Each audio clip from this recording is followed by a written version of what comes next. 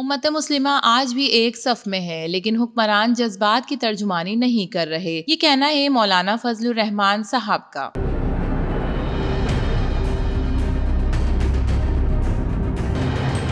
ناظرین، جمعیت علماء اسلام کے سربراہ مولانا فضل الرحمان نے غزہ میں اسرائیلی جارحیت کے خلاف 13 اپریل کو کراچی میں احتجاجی مظاہرے کا اعلان کیا ہے۔ JUI کے سربراہ مولانا فضل الرحمان نے امت مسلمہ کے نام اہم پیغام جاری کرتے ہوئے کہا کہ اسلامی دنیا کے حکمران امریکہ اور مغرب کے سامنے جھک رہے ہیں۔ امت مسلمہ اپنے حکمرانوں پر سیاسی دباؤ بڑھائے۔ مولانا فضل الرحمان نے کہا کہ غزہ کے مسلمانوں پر جو بیت رہی ہے یا بیت چکی ہے، تاریخ کے صفات پر سیاہ دبوں کے سوا کچھ نہیں۔ اسرائیل نے امن تباہ کر دیا، امن معاہدہ توڑ کر غزہ پر شب خون مارا ہے۔ ان کا کہنا تھا کہ غزہ میں شیرخوار بچے زندگی اور موت کی کشمکش میں تڑپ رہے ہیں۔ اسرائیلی وزیر اعظم نیتن یاہو جنگی مجرم ہے، اسے عالمی عدالت انصاف نے گرفتار کرنے کا حکم دیا ہے۔ مولانا فضل الرحمان نے کہا کہ فلسطین میں نہ ادویات ہیں، نہ کھانے پینے کی کوئی چیز، لیکن مسلمان حکمران خاموش ہیں۔ جرم کرنے والے اور اس جرم پر خاموش رہنے والے برابر کے مجرم تصور کیے جائیں گے۔ انہوں نے کہا کہ اسلامی دنیا کے حکمران امریکہ اور مغرب کے سامنے جھک رہے ہیں۔ امت مسلمہ آج بھی ایک صف میں کھڑی ہے، لیکن حکمران جذبات کی ترجمانی نہیں کر رہے۔ مولانا فضل الرحمان نے کہا کہ گریڈ اسرائیل کی طرف بڑھتے قدموں کی طرف سے عرب ملک نہیں پہنچ سکے گا۔ امت مسلمہ اپنے ملکوں میں اپنے حکمرانوں پر سیاسی دباؤ کو بڑھائے۔ JUI کے سربراہ مولانا فضل الرحمان نے اعلان کیا کہ 13 اپریل کراچی میں اسرائیل مرد آباد کے نعرے لگائے جائیں گے اور اسرائیل مرد آباد مظاہرہ ہوگا، جبکہ دوسری طرف سربراہ اقوام متحدہ کا کہنا ہے کہ غزہ ایک قتل گاہ میں تبدیل ہو چکا ہے۔ نیو یارک میں ایک پریس کانفرنس کے دوران اقوام متحدہ کے سیکریٹری جنرل اینتونیو گوتریس نے کہا کہ اسرائیل کی جانب سے امداد کی راہ میں رکاوٹیں ڈالنے اور اپنی واضح ذمہ داریاں پوری نہ کرنے کے باعث غزہ قتل گاہ بن چکا ہے۔ انہوں نے منگل کو صحافیوں سے گفتگو کرتے ہوئے کہا کہ 1 مہینے سے زائد کا عرصہ گزر چکا ہے، اب تک غزہ میں امداد کا ایک بھی قطرہ نہیں پہنچا، نہ خوراک، نہ ایندھن، نہ دوا اور نہ ہی تجارتی سامان غزہ میں کچھ داخل نہیں ہوا۔ امداد کے رکنے کے ساتھ ہی غزہ میں ہولناکیوں کا دروازہ پھر سے کھل گیا ہے۔ اینتونیو گوتریس نے جنیوا کنونشنز کا حوالہ دیتے ہوئے کہا کہ قابض طاقت کی ذمہ داری ہے اور وہ عام شہریوں کو خوراک اور طبی سہولیات فراہم کرے۔ انہوں نے کہا کہ آج ایسا کچھ نہیں ہو رہا، کوئی انسانی امداد غزہ میں داخل نہیں ہو رہی۔ اقوام متحدہ کے سربراہ نے اسرائیل کی جانب سے امدادی سامان کی فراہمی کے لیے نئے مجوزہ نظام کو تنقید کا نشانہ بناتے ہوئے کہا کہ یہ نظام امداد کو محدود کرنے کی کوشش کر رہا ہے۔ اس کے علاوہ انہوں نے واضح کیا کہ ہم ایسے انتظام کا حصہ نہیں بنیں گے جو انسانی ہمدردی کے اصولوں کی مکمل پاسداری نہ کرے۔ اینتونیو گوتریس نے مغربی کنارے کی صورتحال پر بھی تشویشناک اظہار کیا اور کہا کہ مغربی کنارے کو بھی غزہ میں تبدیل کر دیا گیا تو حالات مزید بدتر سے بدتر ہو جائیں گے۔ خیال رہے کہ اسرائیلی فوجی ایجنسی کوگارٹ نے دعویٰ کیا ہے کہ اس نے اقوام متحدہ اور امدادی اداروں کے ساتھ ملاقات کی۔ اس کے علاوہ امدادی سامان کی نگرانی اور رسائی کے لیے ایک نظام تجویز کیا ہے تاکہ امداد عام شہریوں تک پہنچے اور اسے حماس کے ہاتھوں جانے سے روکا جا سکے۔ تاہم اقوام متحدہ کے ایک امدادی عہدیدار نے گزشتہ ہفتے کہا تھا کہ امدادی سامان کے غلط استعمال ہونے کا کوئی ثبوت نہیں۔ اسرائیلی وزیر اعظم اور ڈونلڈ ٹرمپ مستقل ملاقات میں ہیں۔ امریکہ کی جانب سے لگائے گئے سخت ٹیرف، غزہ اور شام سے متعلق امور پر بات چیت ہوئی۔ غیر ملکی خبر رساں ایجنسی کے مطابق اسرائیلی وزیر اعظم بنیامین نیتن یاہو پیر کو وائٹ ہاؤس میں امریکی صدر ڈونلڈ ٹرمپ سے ملاقات کی۔ اسرائیلی وزیر اعظم امریکہ کی جانب سے لگائے گئے سخت تجارتی محصولات کے خلاف ٹرمپ سے براہ راست بات کرنے والے پہلے غیر ملکی رہنما بن گئے۔ امریکی صدر ڈونلڈ ٹرمپ نے اسرائیلی وزیر اعظم نیتن یاہو کو ویسٹ ونگ کے باہر استقبال سے بلایا۔ یہ نیتن یاہو کا صدر ڈونلڈ ٹرمپ کے دوبارہ صدر بننے کے بعد دوسرا امریکی دورہ ہے اور یہ اس وقت ہوا جب ٹرمپ نے پچھلے ہفتے لبریشن ڈے کے موقع پر اسرائیل پر 17% ٹیرف لگا دیا۔ ٹرمپ نے اسرائیل کو جو امریکی فوجی امداد کا سب سے بڑا حصہ کنندہ ہے، اس عالمی ٹیرف سے استثناء کیا اور انکار کر دیا۔ کہا کہ امریکہ کو اسرائیل کے ساتھ بڑے تجارتی خسارے کا سامنا ہے۔ صدر ٹرمپ نے اسرائیلی وزیر اعظم کے ساتھ مل کر وائٹ ہاؤس میں گفتگو کرتے ہوئے ٹیرف پر بہت سے ممالک کے ساتھ زبردست پیش رفت کی۔ ٹیرف کا نفاذ روکنے پر بھی غور کیا۔ انہوں نے بتایا کہ چین، جاپان اور دیگر ممالک سے بات کریں گے۔ بہت سے ممالک ٹیرف پر ہم سے بات کرنا چاہتے ہیں۔ یورپی یونین امریکہ سے توانائی خریدے۔ یورپی یونین کے ساتھ تجارت خط کو منصفانہ اور باہمی ہونا چاہیے۔ امریکی صدر ٹرمپ نے کہا کہ غزہ جنگ کو روکنے میں زیادہ وقت نہیں لگے گا۔ غزہ پر کنٹرول کرنا اور اسے ملکیت میں لانا بہت اچھی بات ہے۔ حماس کی زیر حراست یرغمالیوں کی رہائی کے لیے کام کر رہے ہیں۔ ٹرمپ نے کہا کہ اسرائیلی وزیر اعظم کے ساتھ ایران اور تجارت پر بات چیت ہوئی۔ ایران کے ساتھ براہ راست بات چیت کرنے جا رہے ہیں۔ ایران کے ساتھ معاہدہ کرنا ترجیح ہے۔ ایران کے ساتھ اعلیٰ سطح بات چیت ہفتے کو ہوگی۔ ایران کے ساتھ براہ راست بات چیت میں کوئی بھی معاہدہ ہو سکتا ہے۔ امریکی صدر نے پھر دھمکی دی، ایران سے بات چیت کامیاب نہ ہوئی تو ایران بڑے خطرے میں آ جائے گا۔ یہ نہیں ہو سکتا کہ ایران کے پاس ایٹمی ہتھیار ہو، جبکہ اسرائیل نے کہا کہ اسے ترکی سے مسئلہ ہے تو میں اسے حل کروں گا۔ دوسری جانب اسرائیلی وزیر اعظم نے ٹرمپ سے ملاقات کی اور کہا کہ امریکہ کے ساتھ تجارتی خسارے کو ختم کریں گے۔ صدر ٹرمپ نے غزہ اور شام سے متعلق بھی گفتگو کی۔ اسرائیلی وزیر اعظم کا کہنا تھا کہ غزہ سے متعلق ایک اور ڈیل کے لیے کام کر رہے ہیں۔ غزہ کے لوگوں کو کہیں اور جانے کا انتخاب کرنا چاہیے۔ ہم نہیں چاہتے کہ شام کو ترکی اپنے مفادات کے لیے استعمال کرے۔ وائٹ ہاؤس کے مطابق امریکی صدر ٹرمپ اور نیتن یاہو کی طے شدہ مشترکہ پریس کانفرنس منسوخ کر دی گئی۔ واضح رہے کہ ٹرمپ کی طرف سے درآمد پر ٹیرف بڑھاتے ہوئے دنیا بھر میں اسٹاک مارکیٹوں میں پھر سے تباہی چھا گئی۔ یورپ، امریکہ اور ایشیا کی اسٹاک مارکیٹیں تباہ اور برباد ہو گئیں۔ سرمایہ کاروں کے کھربوں ڈالر ڈوب گئے۔ ماہرین کے مطابق امریکہ میں کساد بازاری کا خدشہ 60% تک بڑھ گیا اور امریکی کساد بازاری عالمی کساد بازاری میں تبدیل ہو گئی۔ ایسی صورتحال میں ڈونلڈ ٹرمپ نے امریکی شہریوں کو مشورہ دیا ہے کہ آپ نے گھبرانا نہیں ہے۔ اس کے علاوہ کہا کہ کمزور اور بے وقوف نہ بنیں، صبر کریں اور حوصلہ کریں، عظمت آپ کا مقدر ضرور بنے گی۔ ناظرین، اس ٹیرف کے بارے میں، نیتن یاہو اور